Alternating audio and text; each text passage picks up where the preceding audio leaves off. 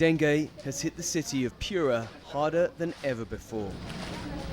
Every year in this hot northern region of Peru, the mosquito-borne virus makes people ill with body aches and fever. But medics have never seen these numbers. Nearly 40,000 cases and more than 60 deaths here alone. In severe cases, the disease can cause internal bleeding and shock, which can kill if not treated in time. I arrived here in a serious condition because I was vomiting blood. I could not keep anything down. I was vomiting all the time, but now my fever has gone. Infectious disease specialist Dr. Luis Pampa flew in from the Peruvian capital to deal with the surge in cases. Heavy rains and unusually hot weather have allowed the Aedes aegypti mosquito, which transmits dengue, to multiply. Climate change may only make conditions worse. The increase in temperature is going to continue now and in the years to come, and diseases like dengue are one of the results. So we don't have to be fortune tellers to say that if we do not take this problem seriously from a technical and health point of view, it could increase and could get worse.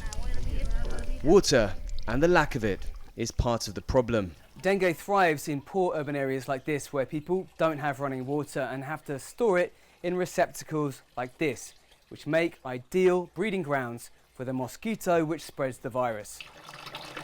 The residents of San Pablo make up some of the 4 million Peruvians, 15% of the population, who have no access to water inside their homes.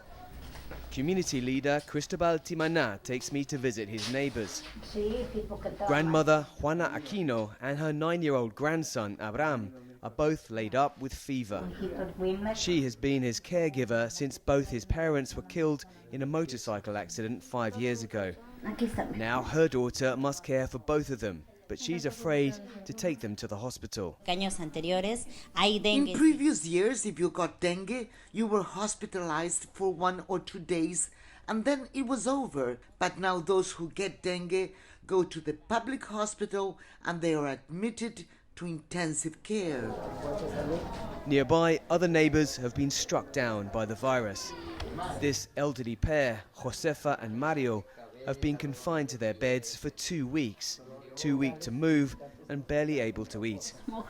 Dengue has ripped through this community, which began as a camp for flood victims 6 years ago. Here we have had a total of around 70% of people with dengue, adults, the elderly, and children. We all support each other to see how we can solve this problem. For 2 months, Timana has been appealing to the local authorities to fumigate his village, but to no avail. With the public hospitals overrun and treating only the most serious cases, the poor have no option but to do battle with dengue at home. Dan Collyns, CGTN, in Piura, Peru.